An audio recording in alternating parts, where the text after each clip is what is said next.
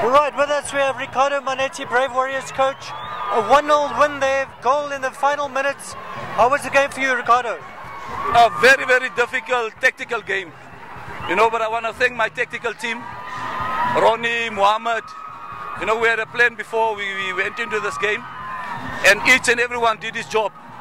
For me, it was just to encourage my team. My two assistants, they did the planning.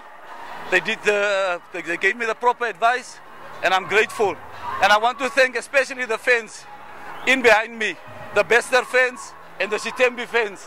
They were putting me under pressure, and I told them, don't worry, I put them in. They worked the magic tonight. So thanks a lot, and thanks for the support. What were you feeling about after the first 45 minutes, coach? Going into the second half, what did you tell the guys at halftime? I said we're not going to change anything. We're good, we have the ball. All that we need is a little bit of speed. That's why I've opted for a lot of speed. Even when I put in Hendrik Somap, you could see they started opening up the defense, because the two center backs of Congo, they were very static. And some people was wondering, what am I doing with Kaimbi putting him in front? Because he has the strength and the speed. And that worked for us tonight. And I'm just very happy. I want to thank all of you for your support, throughout the difficult times. Now there's even a more difficult game waiting for us in Congo. So I will just celebrate for 1 hour tonight and then start planning for Congo. Do you think 1-0 lead is good enough for Congo? I think it's good enough, because we're not gonna only play for the 1-0. We're still going to play. We're still opponents. We're not going to be dummies in Congo. So we're just going to make it as difficult as possible for Congo as well. So we're not going to go with this mentality, we're second best, we have to go park a bus and we have to let them come at us. No. We're not going to lay back. We have enough quality to put pressure on Congo. And a late goal for us today. What were you thinking 4 or 5 minutes before the goal? I'm telling you now, I don't want to sound arrogant or cocky. I knew the goal was going to come. I just didn't know who was going to score it. But I knew the goal was going to come. The number of chances created and missed, what do you say about them? I think that question you must ask Congo.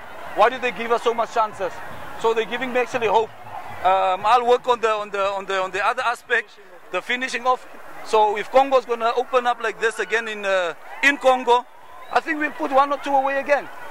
Congratulations. You kept saying that you play Congo from the bench.